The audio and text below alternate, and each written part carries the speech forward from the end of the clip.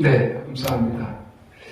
예, 성과 탑을 건설하여라는 제목으로 다시 한번 말씀 전하도록 하겠습니다. 우리 노무현 대통령의 그 슬로건, 그것이 바로 사람 사는 세상이었죠. 그리고 지금 현 정부를 이끌고 있는 문재인 정부, 문재인 대통령은 사람이 먼저다라는 그런 슬로건으로 그렇게 이 정부를 이제 시작하게 되었습니다. 여러분, 이 말 우리가 언뜻 듣기에는 참 좋은 말이에요. 그런데 신앙적 관점에서 보면 가장 경계해야 될 말 중에 하나라고 할 수 있습니다. 여러분, 휴머니즘이라는 말 많이 들어보셨죠? 휴머니즘. 어떤 사람이 휴머니스트다 이렇게 이야기를 하면 아마 되게 따뜻한 마음을 가진 인간의 가치를 중시하는 그런 긍정적인 사람이라고 생각되어질 때가 많이 있어요. 이런 휴머니즘을 우리말로 인본주의 이렇게 번역을 해볼 수 있겠습니다. 여러분은 이 인본주의에 대해서 어떤 마음을 갖고 계신가요? 인본주의. 역사상 가장 큰 영향을 끼친 인본주의. 그 사람 중에 한 명이 바로 칼 마르크스가 아닐까 생각을 해봐요. 여러분, 공산주의는 정말 얼마나 그 이념이 높습니까? 이 인본주의의 가치를 가지고 모든 사람이 다 같이 잘 사는 그러한 유토피아, 이러한 이상사회를 만들고자 바로 혁명을 일으킨 것이 바로 공산주의 아닙니까? 이들이 주장하는 이 주체사상, 북한 평양에 가면 가장 두드러진 그 조형물이 하나 있는데 바로 그게 주체사상 탑이라고 해요. 평양 시내에 한 복판에 그게 세워져 있습니다. 그래서 북한을 들리는 사람은 반드시 이 주체사상 탑을 구경하게 되고요. 그 탑 주위에 날마다 이렇게 폭죽을 터뜨리고 모든 행사를 그 주위에서 한다고 해요. 그 주체사상 탑에 글귀가 이렇게 쭉 적혀 있는데 핵심적인 글귀만 이렇게 따오면 세상에서 가장 귀중한 것은 사람, 가장 힘 있는 존재도 사람이 세계의 주인, 자기 운명의 주인임을 인류에게 밝혀주신 주체의 위대한 태양, 김일성 동지. 그러니까 한마디로 말해서 사람이 모든 것의 주인이고 모든 것을 결정한다. 이것이 바로 주체 사상의 기초예요. 그래서 공산주의에서는 더 이상 신을 인정하지 않습니다. 인간이 주체이기 때문에. 이 종교는 종교의 아편이라고 하죠, 아편.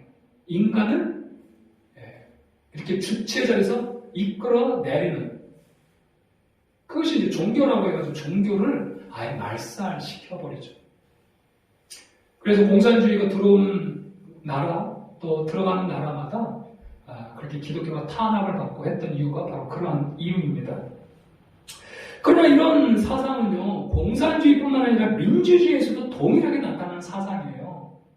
여러분, 대한민국 헌법 1조 2항 너무 그 영화에서 많이 인용이 됐기 때문에 여러분들은 아실걸요? 대한민국의 주권은 국민에게 있고 모든 권력은 국민으로부터 나온다, 이렇게 명시되어 있습니다. 그러니까 민주주의도 말 그대로요, 국민이 주인이 되는 그러한 시스템이라고 할 수가 있죠. 그러나 여러분, 이러한 사상을 엄격하게 기독교는 정반대 사상이라고 할 수 있어요. 여러분, 만물의 주인은 인간입니까? 하나님입니까? 하나님이시죠. 모든 것을 이끌어가신 진정한 주체는 인간이 아니라 하나님이세요. 이걸 신본주의라고 해요. 그래서 인본주의의 반대는 신본주의고 신본주의의 반대는 인본주의예요. 그러니까 하나님이 빠진 민주국가도 우리가 가장 경계해야 될 대상이라는 거예요.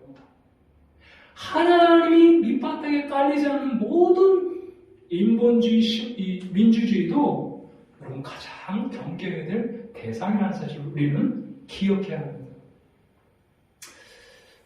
여러분, 그리스도인은 어떤 사람들일까요? 그리스도인들은 교회를 다니는 사람들, 성경을 끼고 다니는 사람들, 기도하는 사람들, 여러 가지 많이 크리스찬을 정의할 수 있겠지만, 이 크리스찬, 이 그리스도인, 기독교인이라는 정의는 예수 그리스도의 십자가 그 보혈, 예수님의 십자가 부활을 통해 내가 죄인임을 깨닫고 나의 주인됨을 주님 앞에 내려놓고 내 삶의 주인 자리를 예수님께 내어드리는 그런 사람인 줄로 믿습니다.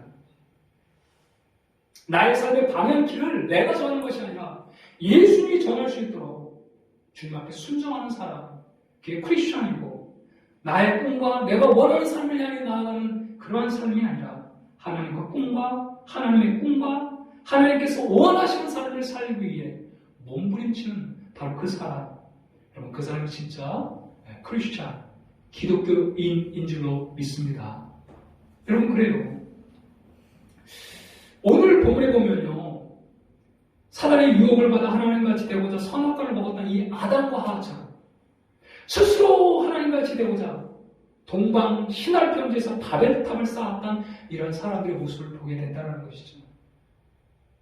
오늘 말씀 우리가 함께 받으면서 하나님 없이 내가 내 스스로를 구원하기 위해 쌓아올린 내 안에 있는 바벨탑은 무엇인지 그것을 한번 돌아보시길 바라고, 내 스스로 나를 구원하기 위해서 내가 쌓은 그 바벨탑이 얼마나 허무한 것인지, 그래서 더 이상 나의 바벨탑 쌓기를 멈추고 진실로 하나님께 돌아오는 그러한 귀한 시간이 되길 주의 이름으로 축복합니다. 대홍수 이후에 노아의 세 아들들을 통해서 전 세계적으로 이제 인류가 퍼져나가게 되었습니다. 우리가 지난 10장을 통해서 살펴봤죠. 함의 자손은 이제 아프리카, 야벳의 자손은 유럽 쪽으로, 셈의 자손은 가나안, 그 다음에 쭉 아시아 쪽으로 쭉 퍼져나가는 이런 모습들을 우리가 살펴보았어요. 오늘 11장의 내용은 왜 인류가 그렇게 퍼져가게 됐는지, 어떻게 퍼져가게 됐는지, 어떻게 언어가 각기 다르게 되었는지, 그 이유를 설명하는 것이 11장이에요. 그러니까 11장이 순서상으로는 10장보다 앞선 사건이에요. 11장의 그 계기를 통해서 인류가 이렇게 쭉 퍼져나가는. 그러니까 11장이 먼저 있었고 그 다음에 10장이 그 다음에 오는 내용이라고 할 수 있어요. 자, 그런데 11장을 우리가 자세히 살펴보면 세상에 퍼진 사람들은 크게 두 종류로 나눠볼 수 있습니다. 두 종류. 물론 인류는 노아의 세 아들들을 통해서 유럽, 아시아, 아프리카 전 대륙으로 퍼져 나가게 되었어요. 또 인종적으로도 황인종, 백인, 흑인 이렇게 퍼져 나갔습니다. 그러나 엄격하게 말해서 인류는 크게 두 가지로 나눠볼 수 있다고 11장에서는 말씀하고 있어요. 오늘 읽은 11장 1절부터 9절에서는 하나님께 반항하고 하나님을 대적하고 하나님 없이 자기 스스로 자기의 삶을 구원하기 위해서 그렇게 하나님을 대적하는, 하나님을 믿지 않는 그러한 사람들이 한 부류이고, 그리고 11장 10절부터 32절에 나오는 이 셈의 후손, 바로 하나님을 섬기는 하나님의 백성들이죠. 이 셈의 후손으로부터 바로 믿음의 조상 아브라함이 이제 등장하기 시작한 것입니다. 사실 이 11장은 아브라함을 이제 등장시키기 위해서 기록한 장이라고 할 수 있어요. 믿음의 조상인 이 아브라함. 여러분, 그래서 인류는 크게 하나님을 믿는 자와 믿지 않는 자, 이 두 부류로 구분할 수 있다는 거예요. 여러분은 어떤 부류에 소속되어 있습니까? 자, 우리가 한번 그것을 크게 생각하고 이제 1절부터 한번 살펴보도록 하겠습니다. 자, 1절에 보면 온 땅이 언어가 하나요? 말이 하나였다. 이렇게 말씀하죠. 노아 홍수 이전에는 언어가 하나 있어요. 하나. 대부분 학자들이 셈어, 그러니까 셈족이 사용했던 언어가 가장 첫 번째 언어가 아니었을까 이렇게 추측을 해봐요. 왜냐하면 이 고대어가 대부분 다 셈족이 사용하는 그 언어로 기록되어 있기 때문에 그런 것이죠. 그래서 노아 홍수 전에는 이 언어가 하나였어요. 그렇기 때문에 얼마든지 소통하며 의사교환을 할 수 있었던 것이죠. 자, 그런데 2절에 보면 이에 그들이 동방으로 옮기다가 신할 평지를 만나 거기 거류하며 라고 이렇게 이야기하고 있습니다. 자, 여기에서 이 그들이 나옵니다. 그들이. 이 그들이 누구일까요? 그들이. 누구일까요? 자, 여기서 이 그들, 동방으로 옮기다가 신할 평지를 발견한 그들은 누구냐면, 우리 창세기 10장 8절부터 10절을 보면 그들이 누구인지를 알 수 있어요. 자, 창세기 10장 8절부터 10절을 다시 한번 읽어봅시다. 우리 함께 한 목소리 읽어봐요. 구스가 또 니므롯을 낳았으니 그는 세상의 첫 용사라. 그가 여호와 앞에서 용감한 사냥꾼이 되었으므로 속담에 이르기를 남은 여호와 앞에 니므롯같이 용감한 사냥꾼이로다 하더라. 그의 나라는 신할 땅의 바벨과 에렉과 아깝과 갈레에서 시작되었다. 자, 그의 나라. 이 니므롯이 용사잖아요. 마이티 워리어. 이 니므롯이 사람들을 규합하고 거기에 도시를 세우고 그래서 나라를 세웠어요. 그런데 그 세운 나라가 어디에 세워졌다고요? 신할 땅에 바벨 이렇게 기록이 되어 있잖아요. 자, 그러면 오늘 이 2절에 그들은 누구입니까? 그들이 누구예요? 함의 후손, 특별히 구스의 아들인 리므롯, 그리고 리므롯을 따르는 함의 후손들이라고 할 수가 있겠죠. 자, 이들이 이제 동방으로 옮겨갑니다. 여러분, 이 동방으로 갔다는 것은 하나님과 더 멀어졌다는 얘기예요. 아담과 하와가 에덴에서 추방될 때 이후에 에덴 동쪽으로 이렇게 나가던 걸 이렇게 볼 수 있죠. 그래서 동쪽으로 갔다라는 그런 의미는 하나님부터 더 멀어졌다라는 성경의 그런 은유적인 표현이라고 할 수가 있겠습니다. 그래서 이들이 더욱더 동쪽으로 즉 하나님을 떠나서 하나님부터 더 멀어져 계속해서 가다가 바로 이 신할 평지를 만나게 된 거예요. 여러분, 신할 평지, 이 땅이 어디 땅이냐면 메소포타미아 문명 발상지인 티그리스와 유프라데스, 오늘날 이라크가 있는 바로 그 땅이에요. 문명의 최초 발상지, 바로 바벨론 제국이 있었던 바로 그것이 바로 신할 평지예요. 신할 평지. 강 사이에 여러분이 있기 때문에 얼마나 땅이 비옥하겠어요. 그래서 심한 풀에도 농사가 잘 되는 곳이 바로 이 신할 평지였다는 것이죠. 자, 여기에서 이 비옥한 땅에서 정착하면서 놀라운 이 사실이 아니죠. 놀라운 과학 문명을 이제 이루게 되는 것이에요. 3절에 보면 한번 그것을 볼 수가 있는데, 서로 말하되 자 벽돌을 만들어 견고히 굽자. 이에 벽돌로 돌을 대신하여 역청으로 진흙을 대신하고. 그 전에는 건축물을 어떻게 지었냐면 돌을 쌓아가지고 그리고 진흙을 발라서 이 견고히 했단 말이에요. 그런데 물론 진흙도 단단해지죠. 굳으면. 그러나 그렇게 오래 가지는 못해요. 견고하지는 못해요. 돌에 무게가 있어서 그걸 지탱을 하지만, 그런데 이들이요 거기서 놀라운 사실을 발견합니다.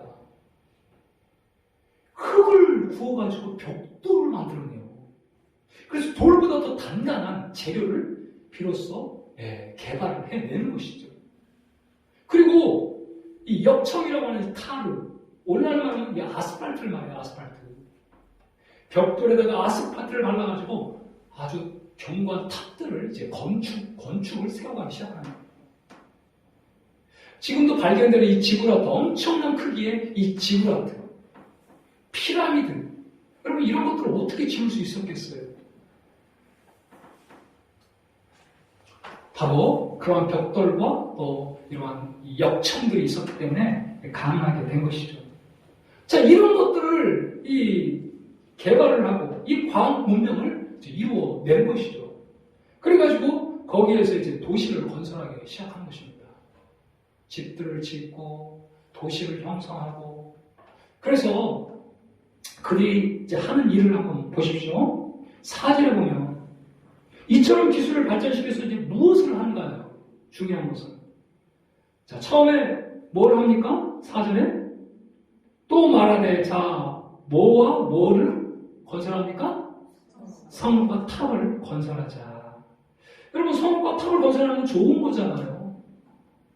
기걸, 집을 짓고, 이런 것도 너무너무 좋습니다. 자, 성읍과 탑을 이제 건설해. 그런데 그 이유를 이제 이야기를 하고 있어요. 어떤 의도가 숨어 있습니까? 자, 한번 계속해서 읽어봅시다. 또 말하되, 자, 성읍과 탑을 건설하여 그 탑 꼭대기를 어디에 닿게 해요? 하늘에 닿게 해요. 하늘에. 자, 하늘에 닿게 한다는 이 의미가 무엇이겠어요? 우리가 하나님의 보좌에까지 이르겠다는 거죠. 그죠? 하늘에 닿게 했다. 그래서 더 이상 하나님의 통치를 받는 것이 아니라 우리가 그 보좌에 이르러서 앉겠다는 것이죠. 그 구체적인 내용이 뭐예요? 하늘에 닿게 해서 어떻게 하겠다는 거예요? 우리 뭘 내고? 이름을 내고. 그 탑 꼭대기가 하늘을 닿게 해서 결국은 누구의 이름을 내는 거예요? 누구의 이름을 내는 거예요? 우리의 이름. 하나님의 이름이 아니고.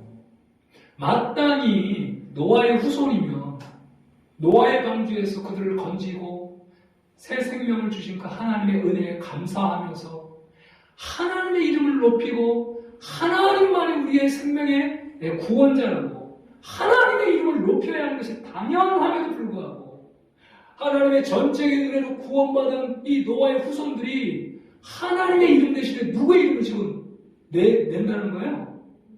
자기 이름, 우리의 이름을 내자는 거예요.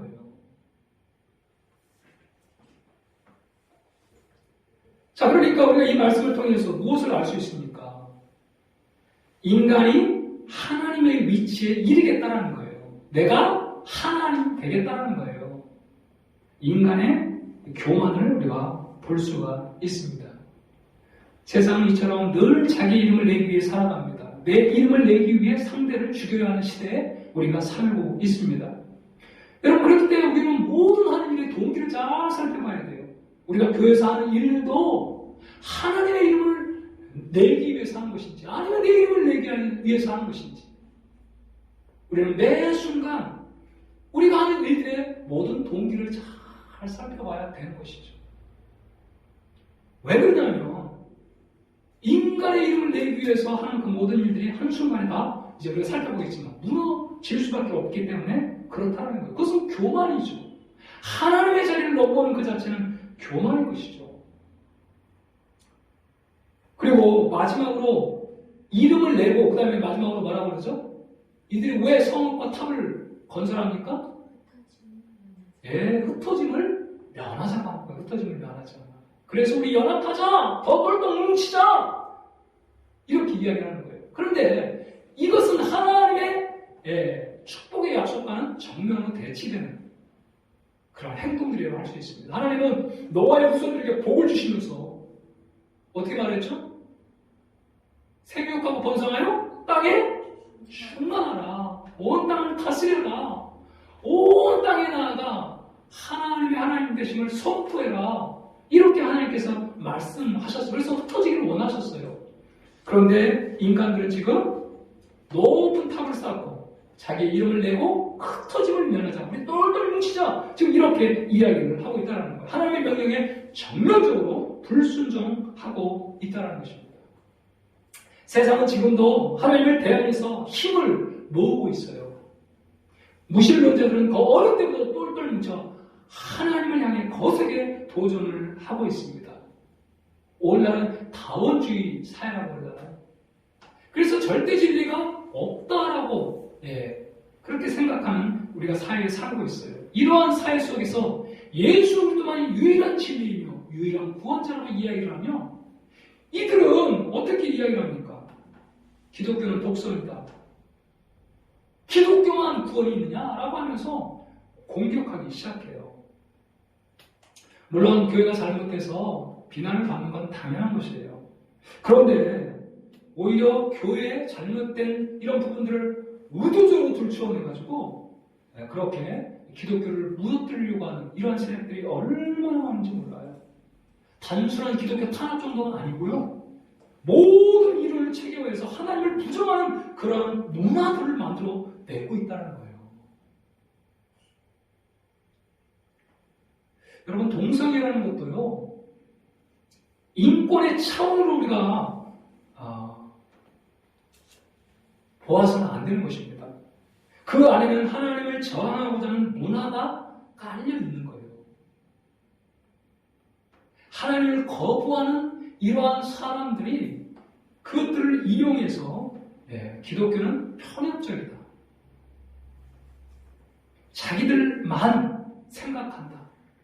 그래서 굉장히 편협한 종교로 그렇게 기독교를 몰아가려고 하는 그러한 문화들이 숨어 있다라는 거예요.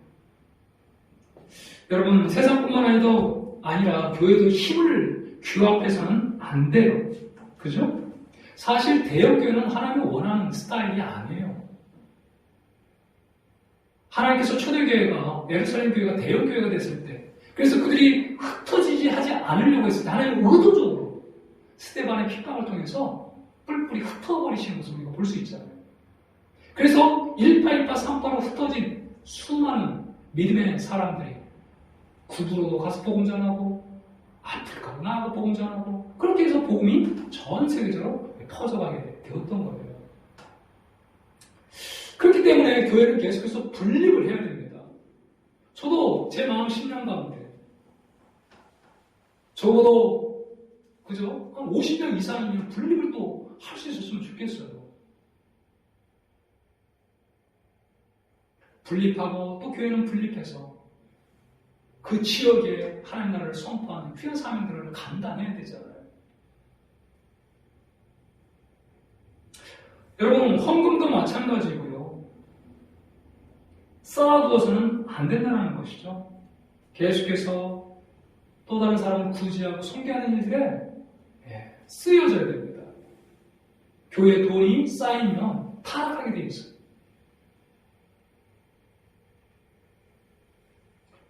계속해서 온 열방을 통해서 예수님을 증거하고 하나님께 돌아오는 그런 사역들을 그걸 위해서 흩어져야 되고 구제하고 성경하는 일들에 계속해서 물질들이 쓰여져야 됩니다.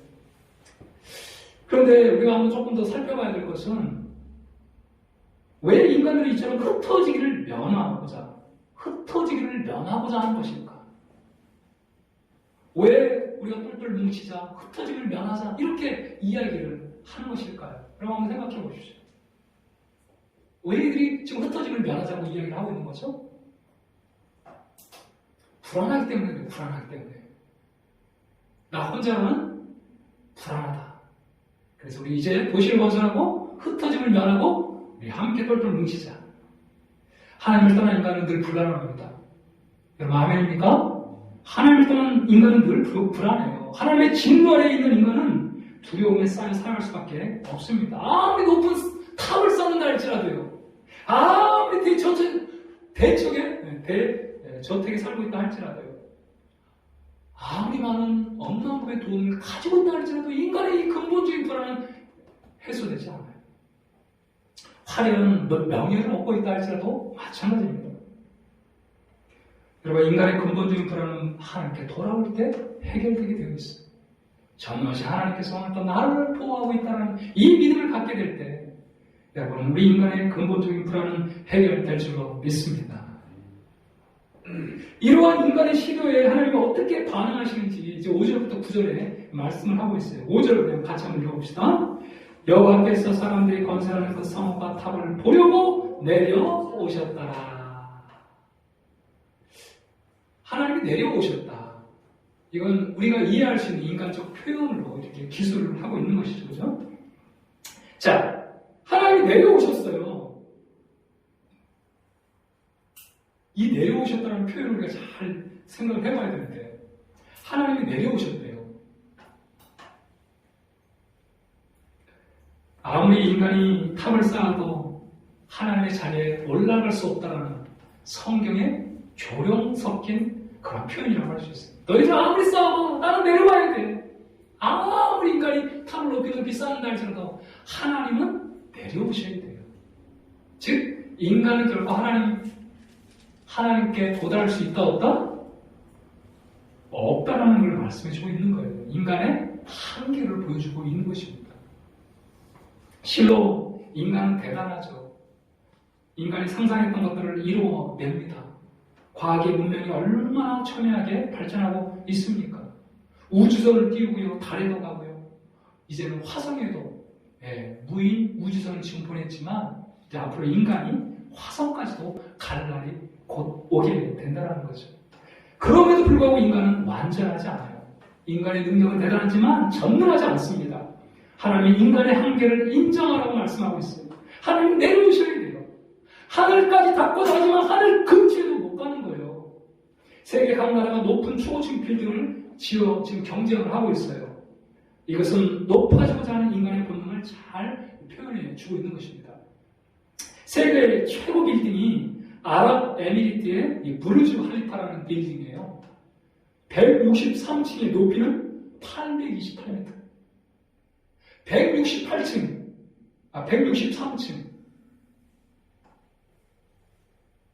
우리나라는 옛날에는 63빌딩이 가장 높았잖아요. 그것보다 100층 더 높은 거죠. 여러분, 얼마나 높은 빌딩인지 머릿속에 상상이 그려지십니까? 대단한 높이죠. 그러나 아무리 높이 올려도 여러분 하늘 높이 올라보면 장난감이에요. 비행기를 타고 가면 그 163층도요 다 평지처럼 보여요. 비행기에서 보면 다 평지예요. 다 평지. 아무리 163층이라 해도 하늘에서 보면 다 평지라는 거예요. 다 평지. 그죠? 하나님께도 마찬가지예요. 인간이 많은 것을 해결할 수 있지만 해결할 수 없는 것이 훨씬 많습니다. 아는 것이 많지만 모르는 것이 더 많은 것이 인간이에요. 그죠? 인간은 하나님이 될 수 없어요. 인간이 쌓은 모든 것이 하나님의 단 몇 초 만에 다 무너질 수밖에 없습니다. 여러분, 견고하게 쌓았다고 착각하지 마세요. 지진 7 정도, 이 강도로 지진이 일어나면요 무너지지 않는 건물이 없을 정도예요. 하나님께서 한번 흔드시면 아무리 견고한 163층이라도 다 무너지게 되어 있다는 것이죠. 그렇기 때문에 우리 인간은 날마다 우리의 한계를 인정하고 하나님에 대한 믿음을 가져야 하는 것이죠. 하나님이 내려오셨어요. 아무리 인간이 높이 탑을 쌓는다 할지라도 인간은 결코 하나님의 자리에 이룰 수 없는 것입니다. 인간은 하나님이 될 수 없어요. 그뿐만 아니라 하나님이 내려오셨다는 것은 이미 하나님께서 인간에 하는 그 모든 일을 다 보셨다는 것을 의미하는 내용이에요. 여러분, 하나님께서 내려오셨어요. 이 지상에서 일어나는 모든 일을 하나님은 다 알고 계시는 줄로 믿습니다. 하나님의 시선 밖에 있는 일은 결코 일어나지 않아요. 하나님은 인간의 계략, 숨은 의도를 다 알고 계신 것입니다. 하나님과 동떨어져 돌아가는 인간의 역사는 하나도 없다라는 거예요. 인류의 모든 역사에 들어가는 것뿐만 아니라 나의 개인사까지도 하나님은 그 모든 속속들이 내밀하게 다 알고 계신 것입니다. 특별히 하나님은 인간의 그 불순한 의도와 모살에 대해서도 하나님은 아시고 구체적으로 행동하시는 분이에요. 하나님은 알 뿐만 아니라 그것을 판단하고 또 행동하시는 분이 바로 우리가 섬기는 하나님이신 것이죠. 이렇게 하나님이 내려오셔서 인간의 언어를 혼잡케 하십니다. 하루아침에 의사소통이 되던 인간들이 언어를 혼잡케 하니까 서로 말을 알아듣지 못하는 거예요. 의사소통이 안 되니까 완전히 한순간에 다 무용, 지물이 되어버린 것입니다. 그래가지고 거기서부터 인간이 이제 흩어지게 되었어요. 이것을 바벨이라고 합니다. 바벨. 흩어지다 혼자, 혼돈. 이것이 바로 바벨이에요. 바벨의 뜻입니다. 사랑하는 여러분, 이번에 이 KT 사건 여러분 다 경험하셨죠? 우리 아이들도 수업하다가 갑자기 이 통신이 목통이 돼버리니까 아무것도 할 수 없어요. 식당에는 결제가 할 수가 없어가지고 다 목통이 돼가지고 손해를 보고 완전히 그냥 다 마비가 되어버린 것이죠. 근데 왜 이런 일이 일어나냐고 이렇게 살펴보니까 명령 하나를 잘못 오류로 입력을 해서 그랬다는 거예요. 그 C자를 넣어야 되는데 D자를 넣어가지고 이게 이렇게 돼버렸다는 거예요.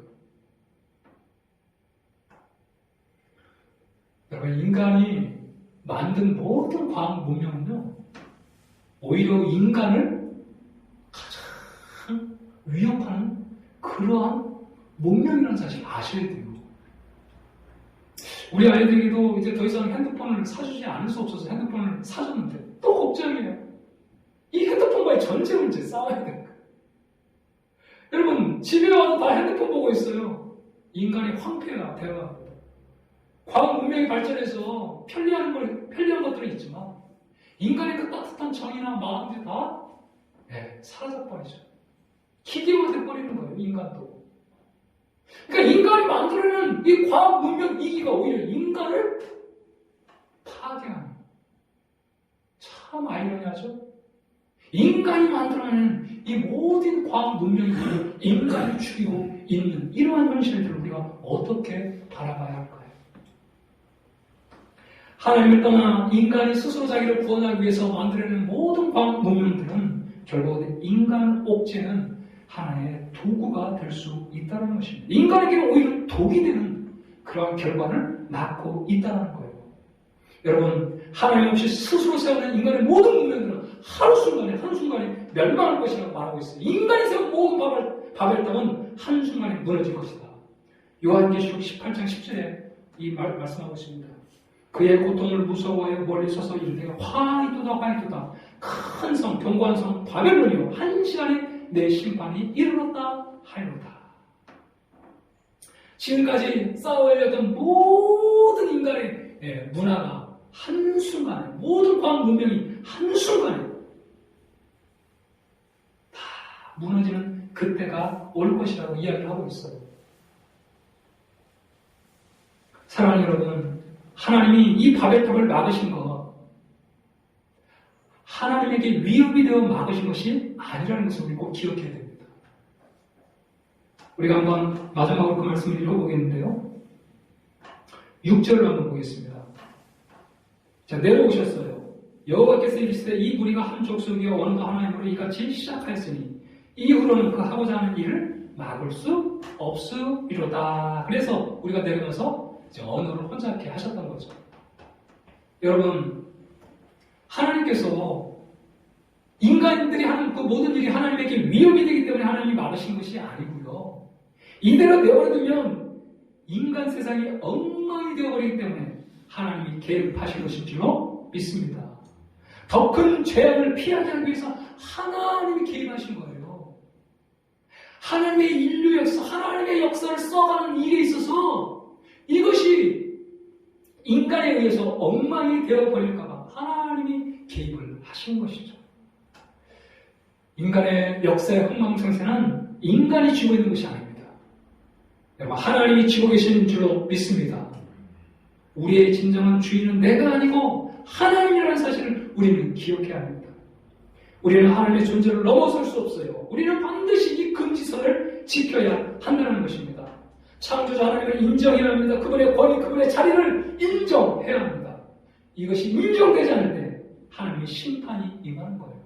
왜요?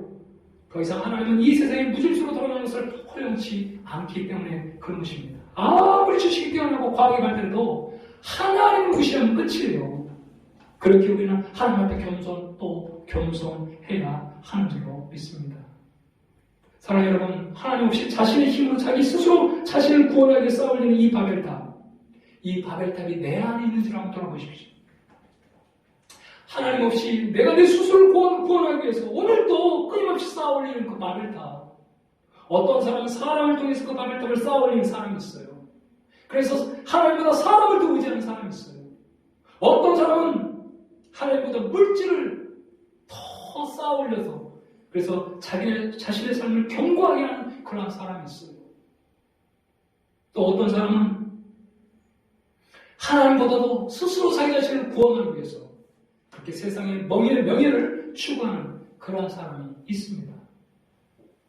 그러나 분명한 사실은 우리 스스로는 우리를 구원할 수 없어요. 아무리 좋은 것들이 여러분 개발이 되고 과학 문명이 발전해도 인간의 죄성이 있기 때문에 이것을 악용하는 것이 인간이에요. 인간 스스로는 인간을 구원할 수 없다는 이 사실을 우리는 뼈저리게 깨달아야 합니다.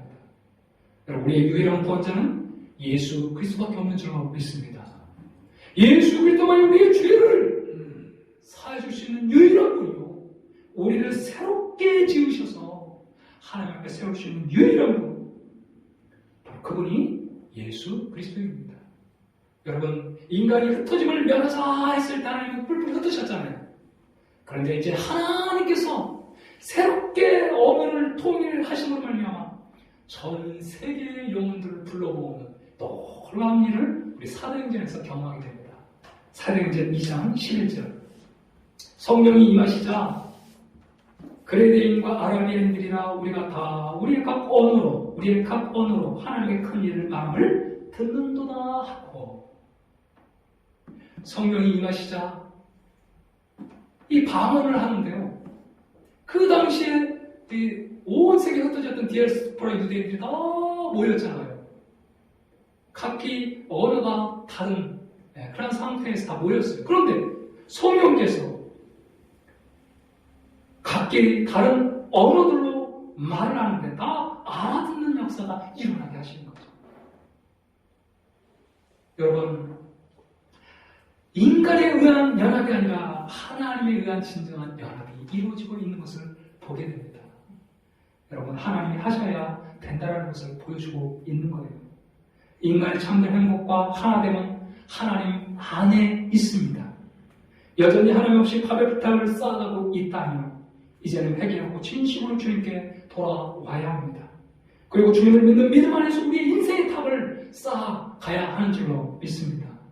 사랑하는 여러분, 오늘 하나님 없이 우리 스스로 구원하기 위해 쌓고 있는 이 바벨탑, 그 바벨탑이 있다면 그 바벨탑을 무너뜨리고 진심으로 하나님이 나의 창조자이신 것, 하나님이 내 인생의 주관자이심을 믿고 하나님을 나의 창조주로 인정하며 하나님을 믿는 믿음으로 살기로 결단하며 오늘 이 예배 자리를 나아갈 수 있는 저와 여러분이 되기를 간절히 축복합니다. 아멘. 우리 함께 이 찬양하시고 우리 함께 기도하도록 하겠습니다.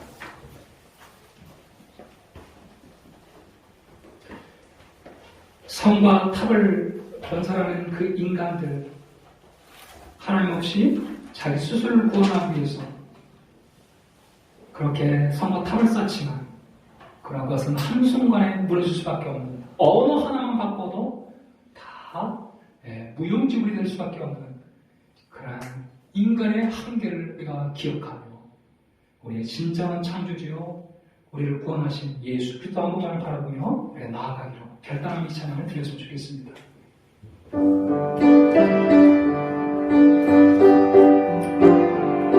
우리 예수님은 영광의 왕이십니다. 당신은 영광의 왕, 당신은 평안의 왕, 당신은 하늘과 땅의 주, 당신은 정의의 아들, 천사가 무릎 꿇고 예배하고 찬송하는 영원한 생명 말씀, 당신은 예수 그리스도 주, 호산나 다윗의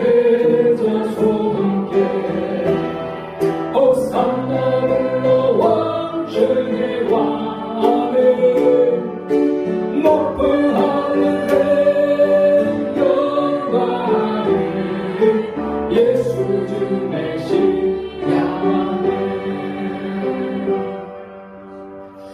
오늘 시간에 함께 하나님의 그 분별력을 돌아가여 주옵소서. 정말 인권이를 미명하는 하나님을 무시하는 인권, 하나님을